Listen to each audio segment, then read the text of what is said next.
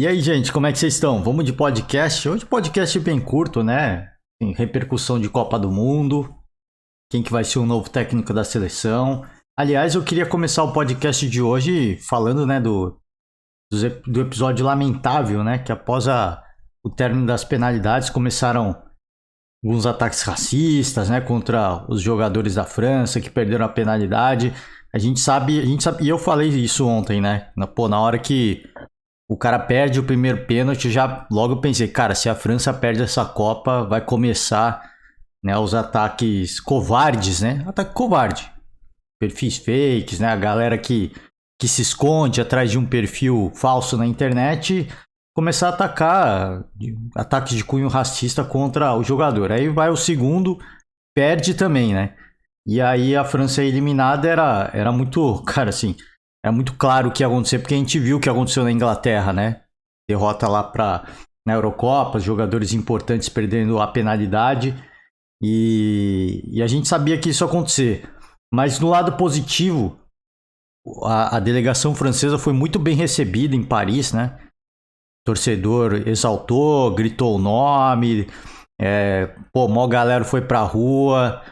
Foi uma derrota, e eu acho que até o torcedor francês, óbvio que fica triste, lamenta a derrota nas penalidades, né? Chegou tão perto, mas eu acho que os caras entenderam que o esforço, assim, pelo contexto da partida, pelo que foi o primeiro tempo e até metade do segundo tempo, a França ter conseguido empatar, buscado o resultado e levado a partida para as penalidades, e teve a bola do jogo, tá? Teve a bola do jogo, o Martinez fez a defesa absurda, né? Eu falei aqui, foi a defesa da Copa, né? Talvez a defesa mais importante de todos os tempos na história das Copas, pelo menos para a seleção argentina. Então, o que me alegra é ver isso, né? Que a delegação foi recebida de braços abertos, o povo contente com a participação, com o que fez a seleção francesa, mais uma final de Copa do Mundo, uma grande final. Eu acho que brilhou os olhos do torcedor francês, não só do torcedor francês, mas do mundo inteiro, né? Mas é legal de ver que pro torcedor que perdeu, também foi um negócio que encheu os olhos, eles reconheceram o que a sua seleção fez, e eles têm, cara, eles não precisa ser nenhum gênio para ver que essa seleção ainda tem muito a entregar. E que na próxima Copa do Mundo, uma seleção muito jovem, com muitos atletas promissores, muitos atletas que já são realidade e que vai chegar muito forte, vai chegar favorita para a próxima Copa. Então, assim, os caras, eles têm esse privilégio, né, de ter visto a sua seleção ter feito um grande jogo contra a Argentina e tem o privilégio de saber que, cara, a próxima Copa do Mundo a gente ainda vai estar muito forte, a gente ainda vai ter muitos craques e a gente tem uma boa perspectiva de levar o tri. Então, é legal foi bacana de ter visto isso. Eu acho que também tem o lado do torcedor de ver que o quanto, assim, o Messi queria essa parada, o quanto o mundo desejava isso. E eu imagino que alguns torcedores franceses, o Messi joga no PSG, né? Então, muitos torcedores franceses, eu imagino que também ficaram nessa de, perdemos, é triste isso. É triste, ninguém vai ficar feliz com uma derrota, né? Mas foi nas penalidades e a gente viu essa lenda ganhar uma Copa do Mundo que seja contra a França numa grande final. Então foi bacana de ter visto isso, uma coisa importante pelo menos, né? A gente sabe que, naturalmente, né, a galera que costuma ser mais racista, eles vão continuar sendo racistas, eles vão continuar com essa bandeira daquilo que eles acreditam, que eu acho que é uma visão de mundo bastante limitada. Mas enfim, cara, assim, a gente sabe que existe, o mundo é imperfeito e o mais bacana de ver é que, pelo menos aparenta, né? A maioria tá com a seleção e é bacana de ver, cara. A França não vai deixar de ser uma grande seleção da noite pro dia. E tem tudo para continuar sendo uma das melhores seleções do mundo daqui para frente. Não só após essa Copa, não só esse ciclo, não só essa geração. Daqui para frente, a tendência é sempre produzir grandes craques, grandes equipes. Se vai ter o grande conjunto, aí é outra história, né? Essa questão do conjunto é algo que, por exemplo, se a gente pega e olha para a seleção brasileira tem potencial demais para ser hexa, para levar o título mais uma vez, para manter o título na América do Sul, né? E o que falta para a seleção brasileira é o conjunto, né? E assim, faz parte do futebol. A gente sabe que essa coisa do... Pô, a Bélgica, por exemplo, é óbvio que é uma seleção mais envelhecida, mas pô, a gente viu durante a Copa, cara, quando foi eliminada, tudo vem à tona, né? Um monte de polêmica, problema de relacionamento entre os jogadores, tudo. Então assim, você pode ter os melhores jogadores, mas o conjunto é o que pega, né? E a França sempre vai continuar sendo. Daqui pra frente, eu falei, a França pra mim vai continuar sendo uma das seleções mais poderosas do mundo. E assim, não tem data pra isso acabar. A França, a Inglaterra, né? Todas as equipes do continente europeu, eles têm tudo, porque assim, um puxa o nível do outro pra cima, né? E uma coisa legal da Argentina ter ganho o título não foi só para sair da Europa, não foi só para quebrar a hegemonia europeia, mas eu acho que também para os europeus entenderem que aqui a gente joga o nosso futebol e a gente sabe, os caras sabem que o nível europeu ele é um pouco mais alto, porque as ligas são mais fortes, né? Então assim, querendo ou não, você tem que selecionar e garimpar os melhores para sempre se manter em alto nível, para sempre se manter relevante e fazer frente aos adversários. Mas no resto do mundo existem bons jogadores, existem grandes jogadores, inclusive que compõem as equipes europeias, pô, Neymar, PSG, a gente viu o Antony, Gabriel Jesus, participação mais uma vez um pouco fraca e ele saiu muito cedo, mas tem vários jogadores, vários não, a grande maioria, 90% da seleção brasileira é da Europa, a mesma coisa a Argentina, a mesma coisa o Uruguai. Então eles sabem desses grandes jogadores, mas a Copa mostrou que outras escolas, outras equipes também têm o seu valor, né? Então talvez isso seja algo importante para os caras entenderem. Cara, a gente tem o nosso mundo aqui e tecnicamente a gente é imbatível, só que é interessante compreender e entender outras escolas, como os caras jogam. Então talvez a Europa se abra mais para o mundo, para a próxima Copa, vamos tentar fazer um amistoso. Não é legal perder para um Brasil, para uma Argentina, para o Uruguai antes da Copa, não é. Mas é um aprendizado, é uma lição que a gente leva de um outro modelo, de uma outra ideia, né? De entender como o torcedor ele é apaixonado, ele é movido a futebol, não é só na Europa, né? E eu tenho certeza que muitos entendem que na América do Sul é uma paixão nacional. Na América do Sul, não é só no Brasil, não é só na Argentina. Na América do Sul é uma paixão, o torcedor respira futebol, né? Pode ter um outro esporte mais popular, pois no Brasil o vôlei é muito popular, né? Na Argentina os jockeys são muito populares, né? Os caras gostam de outros esportes, mas a paixão, a febre mesmo, que move o esporte que move o país é o futebol.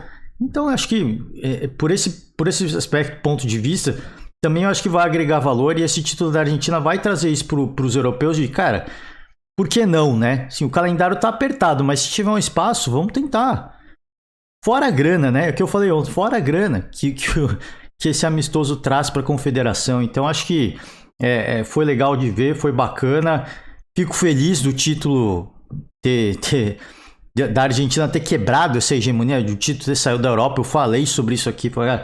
Eu acho que as melhores equipes, as melhores seleções, elas merecem ser campeões. E a Europa não tem culpa de que o resto do mundo não pratica um bom futebol.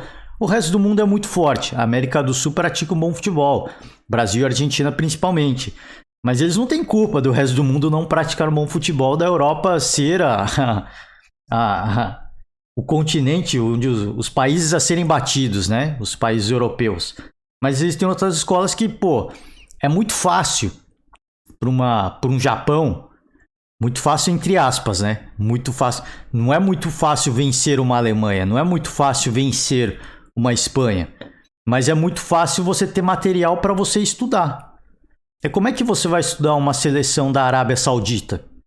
Como é que você vai estudar uma seleção do Marrocos, apesar de muitos jogadores atuarem na Europa? Mas como é que você vai estudar a escola marroquina? Não tem muita informação. O que a gente pode buscar no passado seleções que fizeram bons, mas e essa seleção?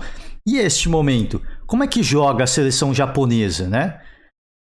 É difícil, assim. Então, eu acho que isso abre portas para que os caras sejam mais receptivos o grande problema também não é só assim, pô, os caras não querem jogar contra sul-americanos, contra asiáticos. É o calendário, os caras têm a Liga das Nações, né?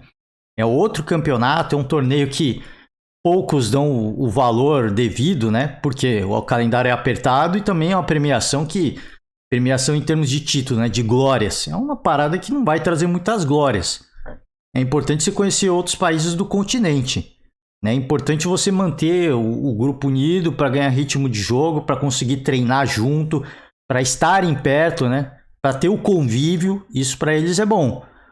Mas para os adversários, os azarões, né? Como eles falam no inglês, os underdogs, para eles é mais material para eles estudarem. Então, assim, não é fácil, é que eu falei. É mais fácil, assim, no sentido de ter material para a gente estudar e armar uma forma de competir. Só que não é fácil vencer, né? Aí vencer é outra história. Aí é muita competência, muita transpiração também, é estar no momento certo, na hora certa.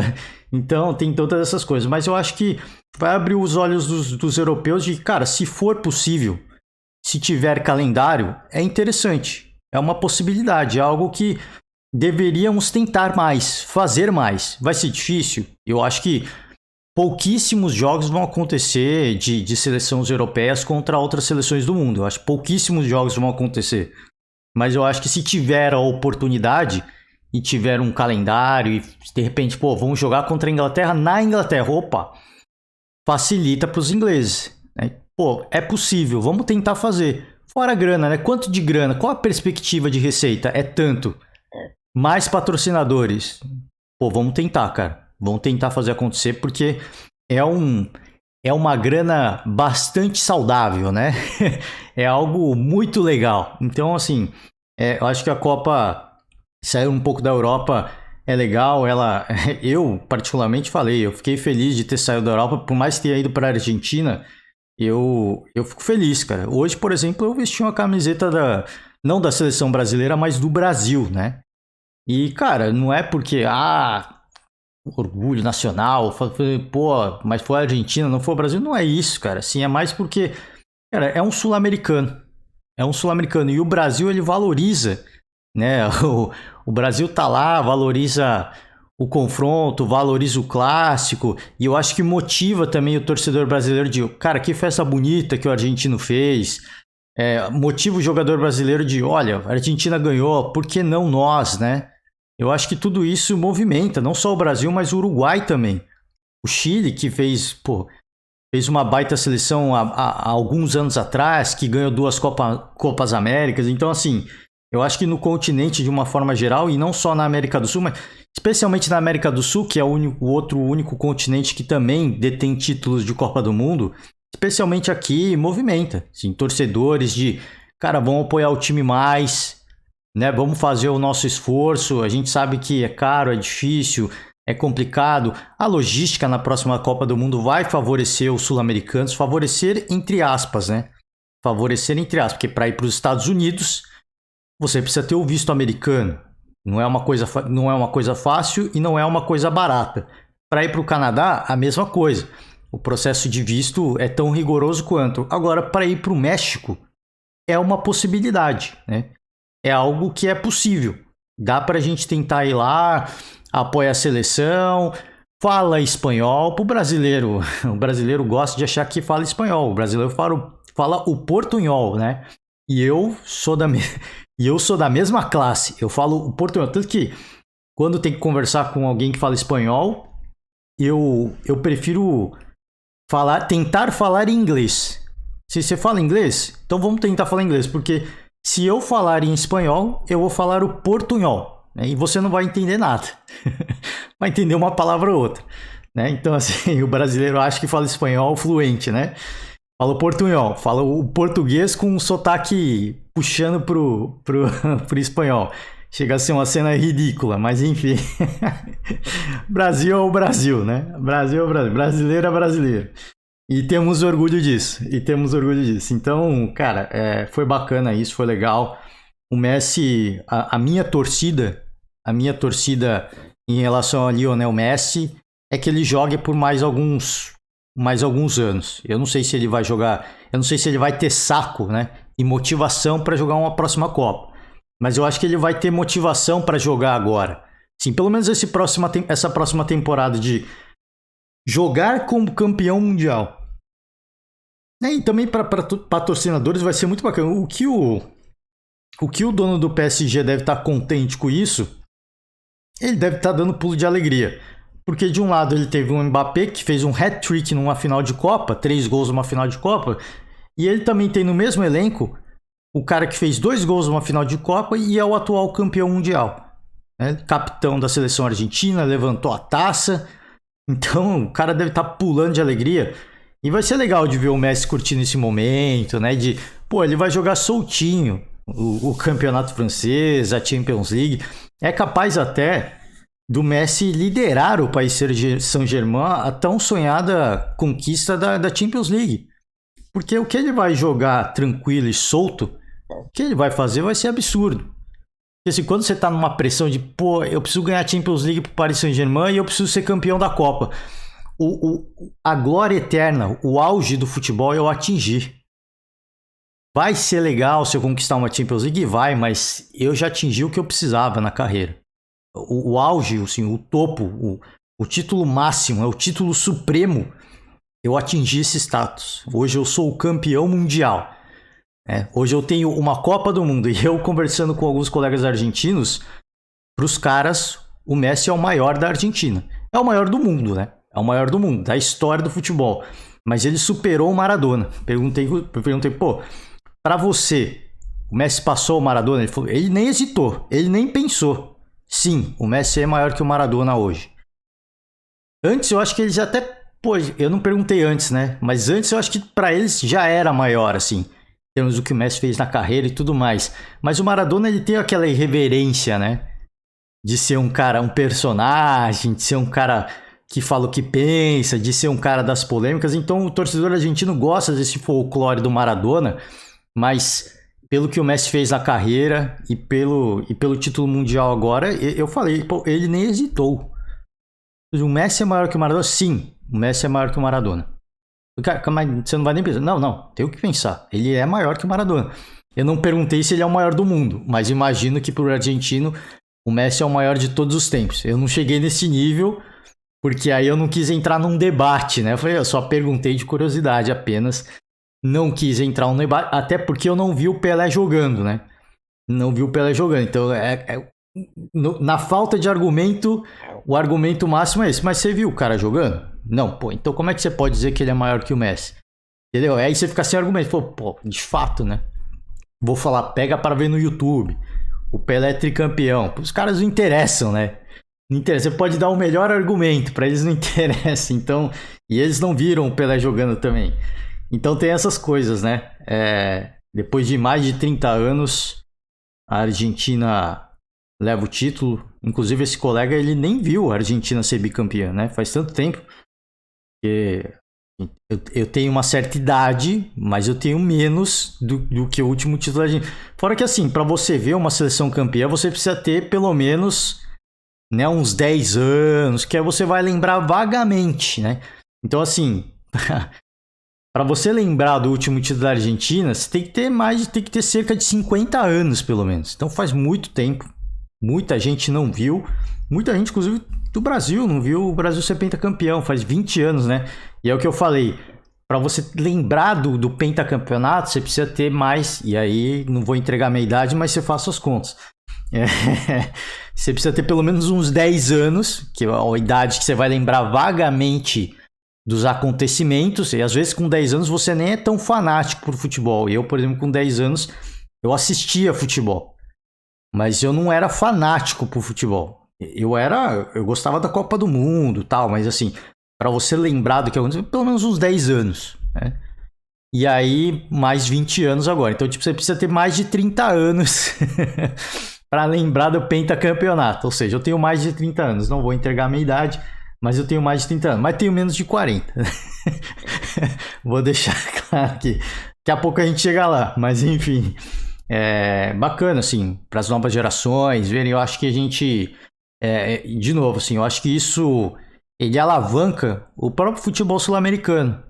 De, pô, dá para competir com os europeus, e especialmente no caso do Brasil, que tem sempre, que produz sempre bons jogadores, grandes jogadores também, eu diria, vai. O Brasil sempre produz grandes jogadores em todas as gerações. Sempre tem um brasileiro aparecendo, sai muito cedo do Brasil, né? E aí ele começa a crescer na Europa e de repente convocado e você nem sabia que o cara existia, né? O caso, por exemplo, é o Rafinha. Não fez uma grande Copa? Não fez. Mas ele, quando o Tite convocou, pô, mas quem que é esse tal de Rafinha? E de repente, né? E aí foi, caramba, o Tite, que achado, né? Que achado do Tite. Então, assim, não quero falar... Eu falei assim, pô, é muito resultado, assim, de a gente enaltecer o trabalho do Tite, mas o legado que fica é esse. De ter olhado para vários bons jogadores da nova geração e que vão, na próxima Copa, ter a maturidade, a gente pelo menos espera isso, né, de que o futebol siga em evolução e de que vão ter cara, assim, vão estar maturados em termos técnicos, mas principalmente mental, né, psicológico, de pô, jogar um jogo difícil, eu posso não fazer meu gol, mas eu vou jogar pro time, eu vou fazer o que precisa ser feito, nem que tenha que fazer o trabalho sujo. Então acho que esse título da Argentina traz muitas coisas positivas, não só para o Brasil, mas para o Uruguai também, que é um bicampeão mundial. E, pô, agora a Argentina passou a gente, né? Então agora a gente vai ter que correr atrás dos argentinos. Não quero ficar na lanterna do continente, né? A gente, até então tava empatados. A gente tá, pô, bicampeão, o Brasil é penta, tá muito longe, beleza. Mas agora a Argentina é tri, então, pô, agora vamos ter que se mexer. Vamos ter que montar uma seleção para tentar ganhar um tri e não ficar atrás da Argentina, né? Então, assim, eu acho que isso vai mexer muito com as principais potências do futebol sul-americano. O Uruguai está um pouco atrás de Brasil e Argentina, certamente que sim, mas isso movimenta. Movimenta a gente pode não ter a melhor seleção em termos de jogadores, mas a gente vai montar um bom conjunto. E com esse bom conjunto a gente vai em busca do tri. Né? Então, e foi o Chile, pô, temos Copa América. A gente já montou uma seleção, cara, uma baita seleção. Vamos montar de novo, vamos buscar, vamos caçar, vamos garimpar talentos, né? Porque o jogador jogar na seleção, ele pode jogar no Chile, por exemplo. Mas se ele fizer uma boa atuação pela seleção, por mais que seja uma Copa América, o europeu vai olhar e falar, pô, um europeu pelo menos de segundo escalão, que aí é a ponte para a elite do futebol europeu. Como acontece, por exemplo, com o Porto, essas equipes europeias, eles são muito bons em caçar talentos assim, de jogadores que são meio invisíveis para as grandes equipes europeias, porque os grandes europeus eles olham para o jogador formado mais jovem, né? Ou eles olham para um jogador muito jovem, como foi o caso do Vinícius Júnior, como foi o caso do Paquetá, como o caso agora mais recente do Endrick, Rodrigo, né, no Santos. Então, assim, ou eles olham para um cara muito jovem, muito promissor, ou eles olham para um cara que já é realidade, mas é muito jovem também, como é o caso do Haaland, por exemplo. Então, aí os caras investem muita grana. Aí põe grana pra caraca. Mas quando o jogador já tá numa idade que, assim, pô, já passou dos 18 anos, como é... Eu não sei se, por exemplo, o Gabriel Veron vai estourar, mas ele foi comprado pelo Porto por um valor que muito torcedor palmeirense não gostou. Foi, pô, muito barato. Né? E aí, de repente, ele joga bem no Porto e aí sim, uma grande equipe europeia vai atrás, porque, pô, agora o cara pode não estar na idade que a gente contrata, mas é muito jovem e ele mostrou ter uma capacidade técnica impressionante. Então a gente contrata, né? Então a gente paga a grana, mas tirar do Brasil já com 20, 21 anos, aí não. Né? Aí é coisa para, que eu falei, equipes mais de segundo escalão, europeu, ou essas equipes portuguesas, né? Que costumam olhar, fala português, então os caras já olham e falam, pô, para se adaptar vai ser mais fácil, fala o idioma, né? Então é uma possibilidade, vamos investir. Vamos investir, porque aí o gigante europeu compra um outro cara que foi contratado, entra muita grana, então, pô, a gente tem margem para contratar esse cara por, sei lá, de 5 a 10 milhões de euros. é um valor aceitável. E aí vende o cara por 30, 40 milhões. Né? Dá para fazer o negócio, dá para fechar negócio. Então, eu acho que outras seleções, não sei se vão fazer isso, mas isso é uma possibilidade, né? De, pô, convocar uma promessa, ver o que rola, de repente vai para a Europa, o cara começa a se formar lá, e aí para a próxima Copa do Mundo, pô, é uma perspectiva boa de ter um jogador tecnicamente muito bom, e aí tem que ter um trabalho de uma comissão técnica de um treinador para formar um bom conjunto, né? Não sei, assim, são caminhos e caminhos, né, que outras seleções do continente vão ter, e não só da América do Sul, a América Latina de uma forma, como um todo, América Latina, do México para baixo, né, quem fala as línguas latinas, né, português, no caso só o Brasil e o resto o espanhol, eles são movidos a futebol. Teve a polêmica ali do boxeador que ficou louco com o Messi, né, que pisou na camisa da seleção mexicana e tudo mais. Teve esse cara e ele depois pediu desculpa, que não sei o que, né, falei no calor do momento, né. Enfim, e você vê que é uma região como toda que é movida a futebol. É movida a futebol. Eu tive uma oportunidade de ir para o Panamá uma vez, América Central, onde tem o canal do Panamá, né? Passa os navios lá. E teve um dia que, do nada, assim, todo mundo com a camisa do Panamá. E eu não tava entendendo da seleção panamenha, né? Não tava entendendo que era aquilo lá. Pô, o que tá acontecendo aqui? Que assim, do nada, assim, do nada. Eu nem imaginei que ia ter jogo da seleção panamenha. Eu fui descobrir depois. Algumas horas antes do jogo eu fui descobrir. Pô, vai ter jogo da seleção no Panamá. Ah, por isso que tá tudo... Você vê que, cara, é uma paixão pros caras. Eles sabem que a equipe panamenha, pô, tá muito longe de ser um nível de até, pô, um nível das melhores equipes do continente sul-americano, da região sul-americana, mas, pô, eles são fanáticos pro futebol. Não só lá, o mexicano também é. Então, assim, a América Latina como toda, cara, assim, é aficionado por futebol, né? Então, acho que talvez o título, eu falei, em termos de confederação, de estrutura de futebol, de políticas públicas, talvez isso não mude nada. Mas mudem estratégias de clubes, né? Pô, como é que a gente pode fazer? Vamos tentar fazer bons negócios e tudo mais, né? Enfim, cara, existem possibilidades e possibilidades, né? E, assim, os caras se viram como pode, né? Porque a gente sabe que pouco muda, né? Em termos de... O que mudou no Brasil em termos de iniciativa da CBF, em termos de políticas públicas de governo? Pouco muda, né? Se tiver muita grana envolvida, os caras vão lá e fazem. Mas se não tiver, é que nem, por exemplo, o futebol feminino. O futebol feminino tá longe de ser, cara, assim, equiparado ao futebol masculino. As equipes são forçadas, em dado momento, alguns anos atrás, a ter um time feminino, porque é obrigado, assim, pô, porque para participar da Libertadores precisa ter uma equipe masculina e feminina. Né? Então, assim, meio que é na base da forçação. Você tem que fazer, mas por iniciativa própria ninguém faz. Que a federação, a confederação e as federações regionais não estimulam, não fomentam isso. Então, assim, pô, categorias de base hoje começa a crescer cada vez mais. Mas por quê? Porque há um interesse popular de assistir mais, de acompanhar mais. Então, assim, pô, tá gerando mais público, tá gerando mais receita.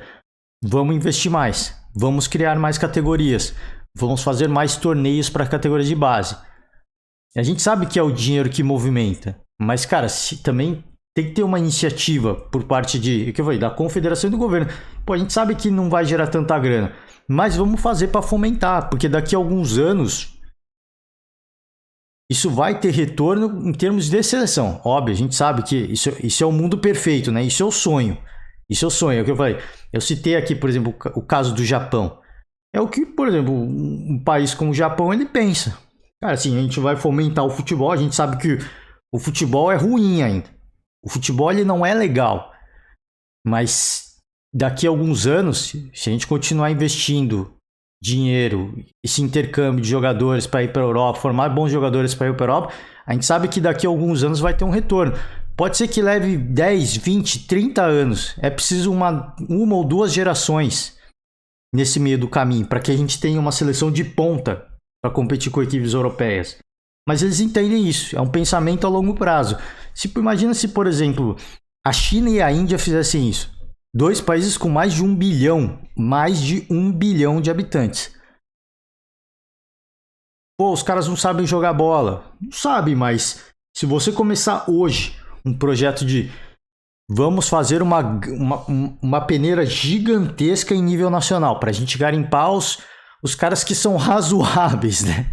Os caras, porque assim, o cara que nasce com um dom, você pega na infância, pô, o cara nunca treinou e tá fazendo isso, pô, vamos dar treinamento para esse cara, porque ele pode ser um bom jogador. E aí a gente, daqui, quando ele, sei lá, o menino tem 10 anos, daqui a 8 anos, ele fazer 18 anos, ele vai estar num nível legal para que a gente tenha uma competição, uma seleção competitiva, né?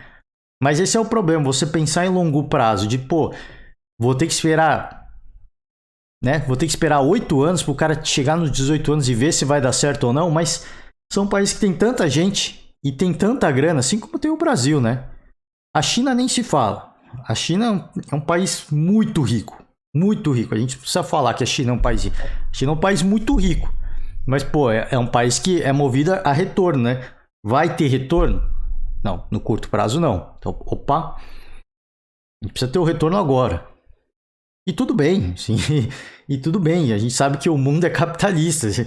Pô, vamos montar agora. Se não é uma iniciativa de um cara, né, de um bilionário chinês de olhar e falar, eu vou fazer isso acontecer porque daqui a 20 anos eu vou ter o retorno do meu dinheiro. Mas é um pensamento a muito longo prazo, né? Então o cara precisa estar realmente com muita grana sobrando e ele tem que estar com a cabeça de, cara, eu vou investir muita grana, mas eu vou investir muita grana agora. E eu, talvez nos próximos 10 anos, eu não veja nem a cor do dinheiro. Talvez. E talvez daqui a 20 anos eu também não veja a cor do dinheiro.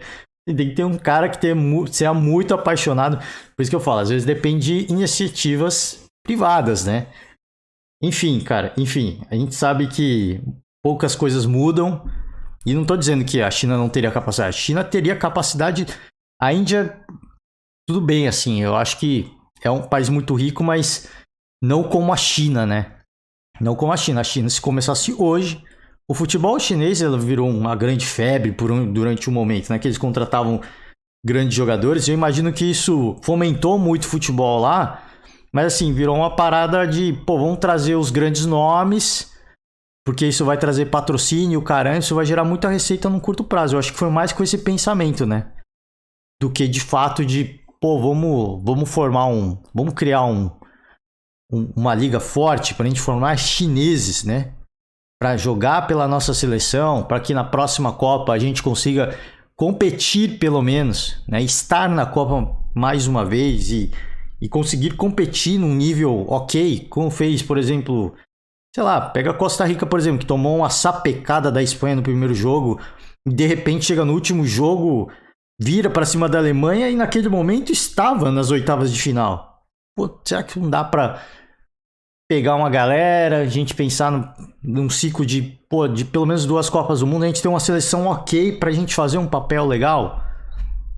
Né? A China teria uma condição absurda de fazer isso, mas aí é o que eu falei, pô.